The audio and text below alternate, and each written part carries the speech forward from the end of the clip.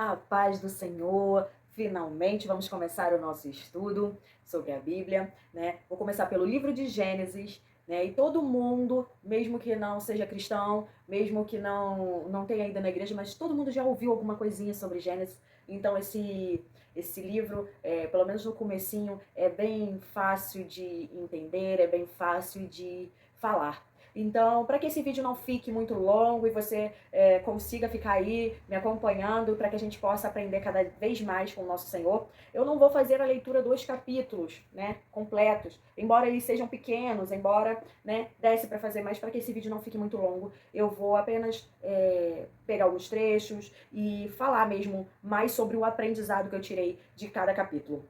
Não se assusta, eu vou até o capítulo 5 hoje, mas você não precisa fazer essa leitura correndo. Você pode ler o primeiro capítulo, se coragem bater por aí, leia o segundo, e você vai conseguir compreender aqui tudo que eu estiver falando, e mais pra frente você faça o restante da leitura. Não precisa ser nada corrido. Claro, depois que fizer as outras leituras, volta para assistir o vídeo, porque vai fazer ainda mais sentido para você aquilo que eu falei aqui. Então, sem mais enrolação, vamos lá. Todo mundo sabe que Gênesis é o livro da criação. O livro em que Deus criou o mundo, né? Criou todas as coisas que nós vemos hoje, o céu, a terra, o mar, todas essas coisas maravilhosas que nós amamos. Tudo isso Deus criou através do falar. Já fica aí para mim um aprendizado sobre a nossa fala, sobre o poder que tem a palavra, né? Pois Deus criou tudo a partir da palavra. É claro, não estou comparando nós, né, a nossa vivência com a de Deus. Ele é Deus, ele pode tudo. O primeiro aprendizado, coloca na tua cabeça, Deus pode tudo. Tendo isso em mente, você já tá meio caminho andado. Então vamos lá. Deus pode tudo e ele criou tudo, ou quase tudo, a maioria das coisas, através da palavra. Mas existem coisas que Deus criou com as suas próprias mãos. Onde está escrito isso? Não está escrito ali que ele criou com as próprias mãos, mas com um pouquinho mais de análise no texto você consegue perceber que essas coisas foram feitas pelas suas próprias mãos, que foram a plantação do Jardim do Éden, o homem e a mulher. Então, fiquei na dúvida ali dos animais, mas como não tenho esse estudo todo, vou ficar devendo essa para vocês. Porém, aqui com muito esforço, eu fui ali, li e entendi e tirei algumas lições que em Gênesis 1, em Gênesis 2, 3, que podemos aplicar na nossa vida no dia de hoje. Esse é o meu objetivo aqui. É a gente ler as escrituras e tirar dali ensinamentos para a gente aplicar no nosso dia a dia. Os ensinamentos podem ser simples, quando falados para vocês falar, poxa, mas se você praticar na sua vida, você vai ver o quanto de diferença isso vai fazer. Então vamos lá, voltando aqui. Deus pode tudo, a palavra tem poder, e aí me fica a pergunta aqui para vocês, o que você tem falado? O que você tem profetizado? Porque a nossa boca, ela tem o poder de abençoar e de amaldiçoar. Você tem falado palavras que edificam? Palavras que levantam pessoas?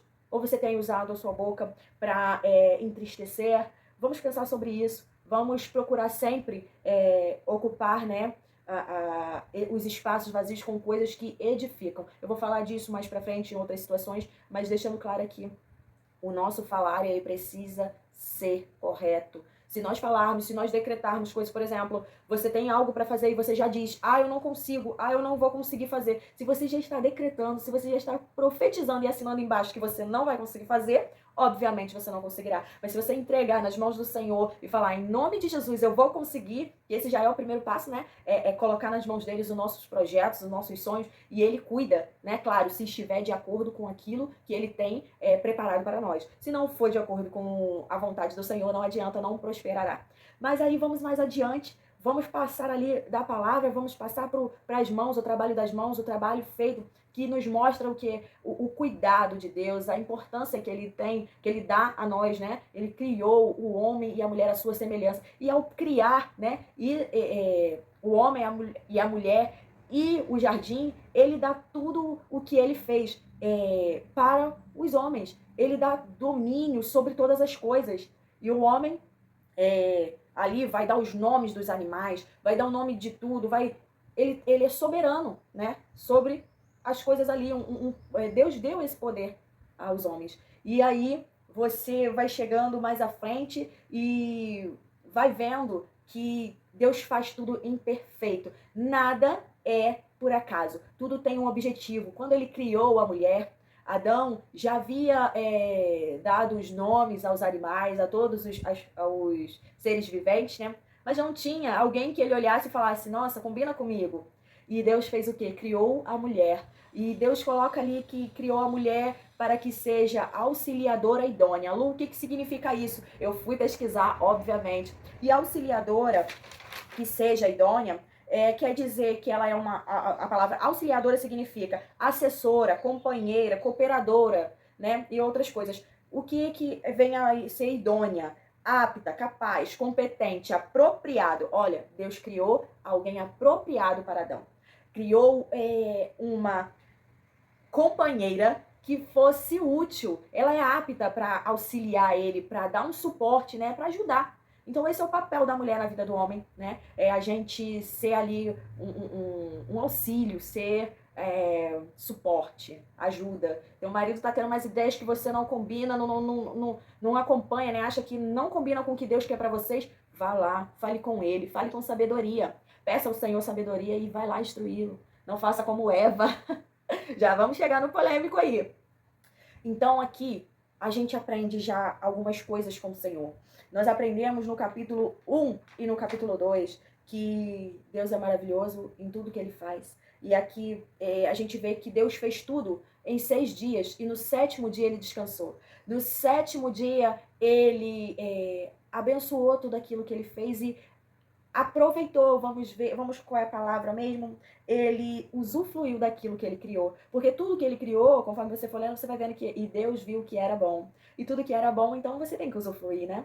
Então Deus coloca ali, ele já nos ensina que nós devemos sim trabalhar, mas que tem tempo para tudo. Porque você sabe que se Deus quisesse, com o poder que ele tem, ele criaria tudo assim, ó, em 1 minuto, em 1 dia, tudo estaria pronto. Mas Deus dá 1 dia a cada situação e ele vai ali nos mostrando que tudo tem o seu tempo, ele vai nos mostrando que todo mundo precisa de um tempo para descansar, para aproveitar daquilo que ele buscou tanto, porque de que adianta você lutar, ter uma casa bonita, ter uma casa com isso, com aquilo, e você não ter tempo para usufruir, tá sempre pensando em ganhar mais, em fazer mais. Deus dá o primeiro exemplo, ele mostra que ele, que é Deus, descansou e usufruiu daquilo que ele fez. Então fica aqui, né, para você. Quem é você que não tem tempo para descansar, né? Se Deus nos mostrou isso, porque tem tu mais coisas para fazer e coisas mais importantes do que a do nosso Senhor. Então, pega essa palavra, vai colocando no seu coração, existe tempo para tudo, é preciso parar, é preciso descansar, recarregar as baterias. Você não é uma máquina. E eu acho lindo, assim, nesse meu tempo que eu tenho lido a Bíblia, que Deus não nos pede nada que Ele já não tenha nos mostrado, nos dado exemplo. Ele não te pede para fazer nada que Ele mesmo já não tenha feito, né? E isso deixa sempre claro para mim que devemos olhar sempre para o Senhor, sempre para Cristo, buscar nele, né, a nossa direção, porque olhando para Ele, se espelhando nele, a gente vai conseguir alcançar o nosso objetivo. Então vamos lá. Quando você tirar esse tempo para descansar, lembre-se também de tirar esse tempo para adorar o Senhor, para agradecer ao Senhor, para dar a sua adoração em melhor estágio. Porque às vezes, no dia a dia, na correria, a gente acaba jogando a culpa nas coisas que acontecem e a gente não dá a verdadeira adoração, não dedica o verdadeiro tempo ao Senhor. Então ele nos ensina ali que era preciso tirar esse tempo para que você possa ter esse reconhecimento, essa conexão, esse momento com o Senhor. Aprendo aqui também, no capítulo 3, quando Eva, né, escuta ali a voz da serpente, quando Eva escuta ali aquele mau conselho, eu percebi assim que, com certeza, a serpente não chegou do nada e falou, Eva, escuta aqui, querida, come aquele fruto lá, menina, come. Não escuta o que Deus falou, não, e olha, não foi assim. Eva, com certeza, teve conexão com a serpente. Eva foi meio que criando uma amizade com a serpente, tá, sabe? E elas cada vez mais conversavam. E quando ela criou uma intimidade, quando ela pegou uma confiança, a serpente jogou a semente da discórdia, né? Jogou ali um sentimento de inveja, de deixa de ser boba, menina, ele não quer que você seja igual a ele. E Eva não ouviu o que o Senhor tinha falado, porque ele tinha sido claro de que aquele fruto eles não poderiam comer, porque morreriam. E ela ouviu a voz que não era a voz do Senhor, que não tinha nenhum valor, deu atenção, desobedeceu ao Senhor, ainda deu o fruto para Adão. E aí, quando eles se veem já nas consequências dos atos deles, eles se escondem e não fazem uma coisa que todos nós devemos fazer, que é se humilhar aos pés do Senhor, que é se quebrantar aos pés do Senhor, que é quando erramos, voltemos atrás e o Senhor me perdoa, né? Quando há um arrependimento sincero, conhecendo o meu Deus, eu sei que ele mudaria, ele poderia mudar ali a história de Adão e Eva. Claro que as coisas que vêm do Senhor eu não tenho nem condições de opinar, mas aqui conjecturando, né, a gente conhecendo o Senhor, a gente sabe que ele é misericordioso, né? E ele é tão misericordioso que mesmo Adão e Eva tendo essas atitudes, né, nós conseguimos ver nos capítulos seguintes que eles não foram abandonados totalmente. Perderam ali, né, o seu local no Éden, porque Deus viu que agora que Adão e Eva sabiam a diferença entre o bem e o mal, eles poderiam tocar no fruto da vida, né, na árvore da vida, e obterem a vida eterna, e isso não era da vontade do Senhor. Então eles são expulsos, né, daquela maravilha onde Deus criou tudo para eles. Uma curiosidade que eu achei bem legal, assim, Deus não havia mandado chuva ainda, mas Deus fez brotar rios para que pudessem molhar, né, ali o Éden, né, o Jardim do Éden. E esse rio, ele criava vários riozinhos, inclusive formaram 4 rios, né? Deixa eu ver aqui qual é o nome que eu anotei para não esquecer. Ele formava o rio Pison, o rio Gion, o rio Tigre e o rio Eufrates. Esses rios, eles vieram diretamente, né, do Senhor ali. E esse rio mostra que ia passando por lugares longes, nos dá a ideia de que o Éden era gigantesco, não era um localzinho reservado, era um local, né, extenso. E legal também que eu vi que o rio Pison, que foi o primeiro, né, ele tinha ouro, se encontrava ouro nesse rio, se encontrava obidélio e a pedra ônix, ou seja, coisas preciosas, né? E ali para eles, né, se eles quisessem pegar ou, né, tudo liberado, tudo ali é o domínio deles, e eles perderam tudo isso por não ouvir a voz do Senhor, por desobediência. Que você e eu não venhamos reproduzir esse tipo de coisa, que a gente venha entender que obedecer ao Senhor é a melhor opção em qualquer situação. Se seguirmos aquilo que o Senhor tem para nós, não tem como dar errado. E nessa continuação, né, vem que eles são expulsos ali, e nós vemos que eles não assumiram as consequências, não assumiram, quer dizer, eles receberam as consequências, sim, mas eles não assumiram os seus atos, eles não confessaram os seus pecados, eles jogaram um para o outro o pecado. Eva disse que pecou por causa da serpente. E Adão disse que pecou por causa de Eva. Ninguém pegou para si. Ninguém falou, Senhor, não importa quem foi, a decisão foi minha, eu comi, me perdoa, Senhor. E isso nós vemos já aí. Deus nos mostra que essa coisa de ficar ali sempre arrumando um culpado, sempre arrumando uma desculpa para não fazer aquilo que o Senhor ordenou, sempre terão consequências pesadas e muitas das vezes dolorosas, né? Você leu aí, você sabe quais foram as consequências. Eu achei muito interessante que a gente acaba descobrindo porque as cobras rastejam, porque as cobras e a gente não tem um convívio legal, a gente viu uma cobra, a intenção é matar, tudo isso foi ordenado ali, foi falado pelo Senhor. Então, né, a gente só segue, mesmo que sem saber. Até quem nunca leu essa parte, quem nunca ouviu, faz o que o Senhor falou, porque ele tem domínio sobre tudo e sobre todas as coisas. No capítulo 4, a gente vê que... Nem falei, né, sobre Deus passear no jardim, que era uma das melhores coisas que eu até queria poder ter isso na minha vida, né? Imagina o Senhor andando aqui no meu quintal, não importa a hora, se ele marcasse às 5 da manhã, às 4 da manhã, estaria eu ali fora para poder conversar com o Senhor. Então, eles perderam esse convívio diário, mas você vê no capítulo seguinte, que é o capítulo 4, né, que Deus continua com eles. Independente de onde eles estão agora, Deus continua com eles, porque Deus continua indo receber as ofertas deles, né? Tanto que acontece esse episódio entre Caim e Abel, que são os filhos de Adão e Eva. E Caim pratica o primeiro homicídio do mundo. Caim pratica, né, ele coloca no seu coração, na sua mente, um rancor, uma ira, né, contra seu irmão, e ele vai planejar e executar o mal contra seu irmão.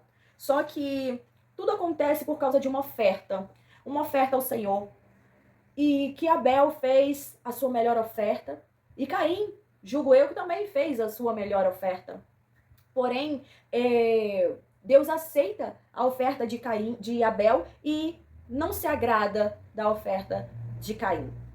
Caim, na mesma hora, seu semblante recai e ele ira-se de tal maneira. Eu separei aqui, mas não sei se vou encontrar agora aqui correndo, aonde fala que Caim,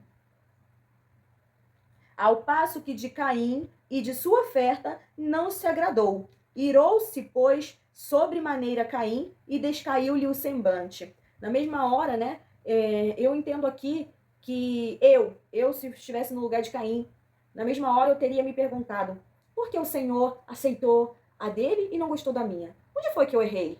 Aproveitaria uma próxima oportunidade para perguntar para Abel, Abel, o que você fez diferente na sua oferta? Você pode me ajudar?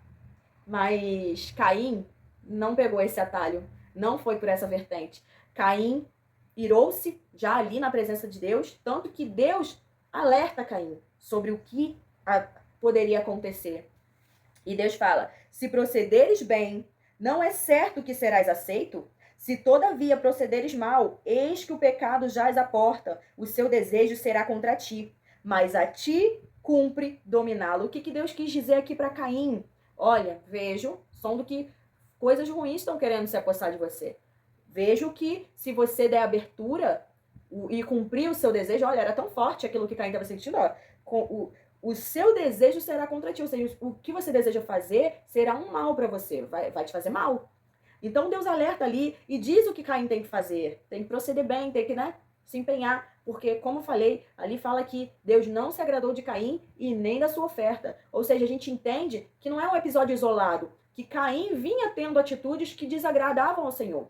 Mas Deus não lança a sentença antes de um alerta. Isso fica aqui para você. Deus não vai te dar um castigo ou umas consequências sem antes ele te dar um aviso e uma oportunidade de arrependimento. Basta nós aprendermos a aproveitar as oportunidades. Então aqui nós vemos também que a tendência humana quando você se vê perdido, é se rebelar. E Caim, quando Deus veio perguntar para ele onde estava o irmão dele, né, Abel, o que ele ainda foi leviano, usou palavras com o Senhor, né, como quem se diz, sou eu uma babá dele, sou eu que tenho que cuidar dele. E ali Deus fala para ele, demonstra o que que ele já sabia de tudo. Ele fala que o sangue do irmão dele está clamando debaixo da terra. Então, ali Deus dá a sentença de Caim e ele percebe já o peso da mão do Senhor. Ele percebe que ele não vai prosperar em nada, até porque a sentença diz isso, né? Fala lá em Gênesis 4, capítulo 11. E agora, pois, maldito por sobre a terra, cuja boca se abriu para receber de tuas mãos o sangue do teu irmão. Quando lavrares o solo, não te dará ele a sua força, será fugitivo e errante pela terra. Aí Caim, já vendo que não ia ser fácil para ele, decide que morrer seria a melhor opção, né? Então ele acha que ele pode resolver, né, a questão na frente do Senhor, e ele comenta ali que ele ia passar, né, por maus bocados, porém que o primeiro que encontrasse ele iria matar ele. Mas Deus diz, não. Aqui no 15 vai dizer, o Senhor, porém, lhe disse, assim qualquer que matar a Caim será vingado 7 vezes. E pôs o Senhor um sinal em Caim para que não ferisse de morte quem quer que o encontrasse. Quando o Senhor decide que vai te honrar, que vai te guardar, isso é uma bênção. Mas quando o Senhor também decide que você vai viver, mas que você não vai ter paz, que você não será abençoado, olha, eu acho que ele deve ser ainda mais, como é que eu posso dizer, mais forte do que ele já é. Porque o Senhor, ele nos ama de tal forma, de tal maneira, que ele é misericordioso sempre. E mesmo ali, no pecado, ele tem misericórdia de você. E isso, eu acho que é o que mais pesa em Caim ali. Ele vai perceber que o Senhor tinha todos os motivos para fazer ele sofrer, sofrer e morrer, mas não. Deus mantém e Deus ainda o protege. O protege com uma marca e com uma sentença para quem tentar fazer justiça. Isso nos faz ver que Deus não precisa de justiceiros.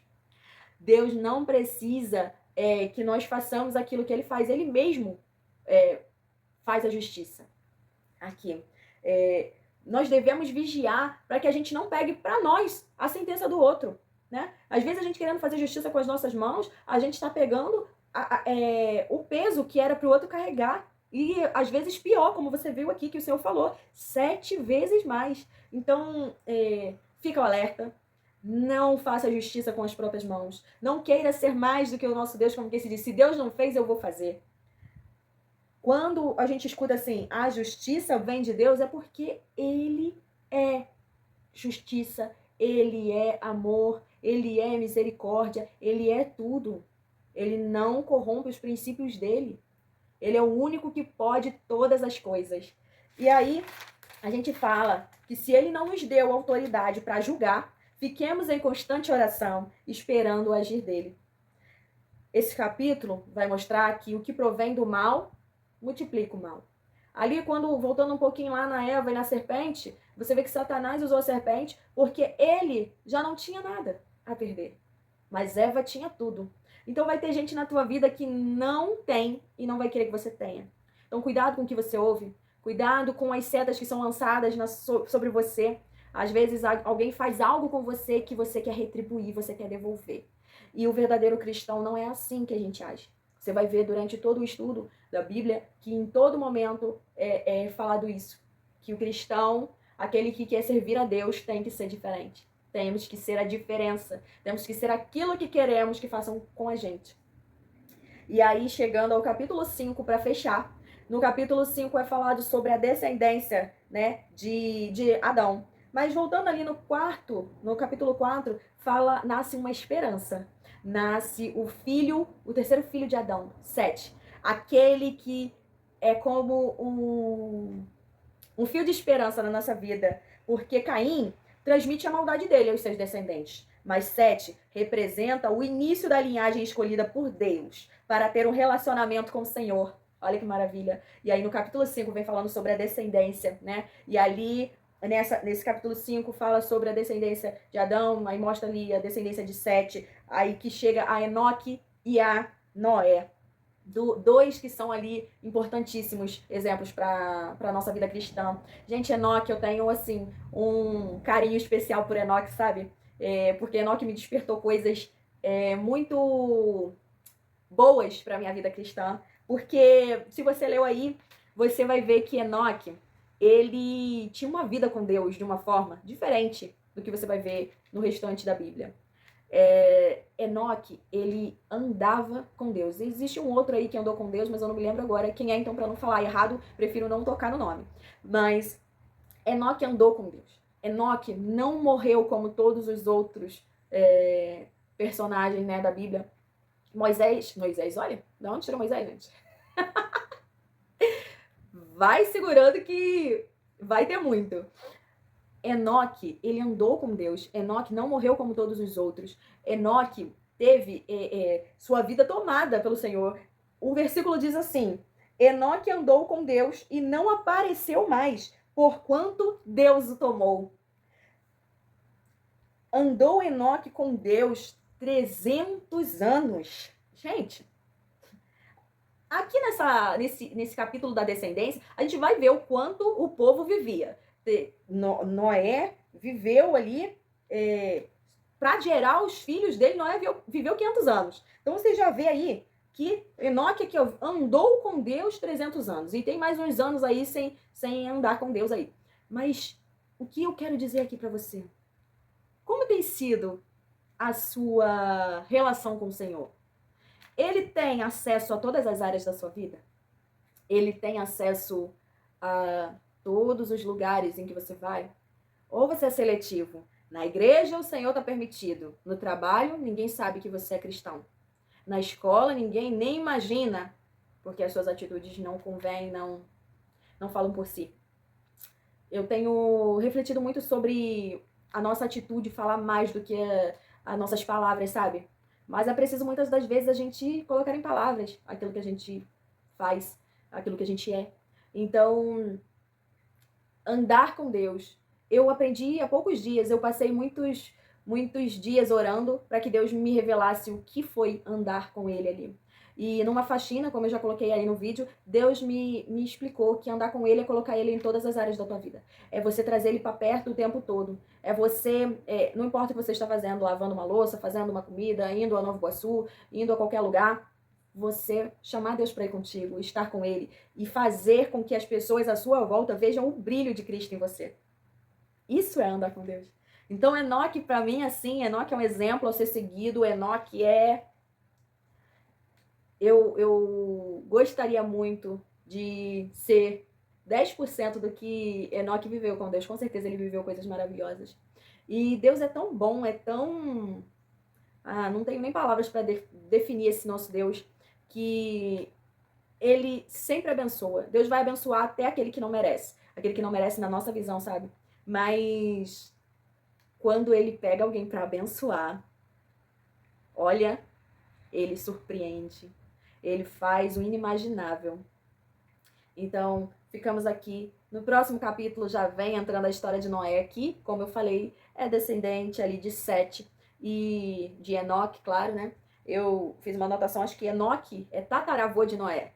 Então, assim, que Deus tenha falado ao seu coração. Eu com certeza esqueci de muita coisa, mas eu vou escrever aí embaixo aí alguns pontos para ficarem fixados e que Deus venha falar mais ao teu coração, que você possa cada dia mais aprender com a palavra do Senhor, tirar ensinamentos daquilo que você lê e que Deus abençoe a nossa caminhada e que sejamos todos como Enoque, que anda com o Senhor, que sabe, né, a quem ele serve e que demonstra todo o tempo ser necessitado. Nós somos pessoas que estamos vivendo num mundo em que querem que a gente ache que a gente é autossuficiente, mas que você, que está no caminho do Senhor, venha ser a diferença e venha mostrar que nós não somos nada, que nós precisamos de Deus para tudo e que o Senhor é a nossa força, é aquele que nos guia e seja a diferença por onde você passar, em nome de Jesus. Amém. E até o próximo vídeo.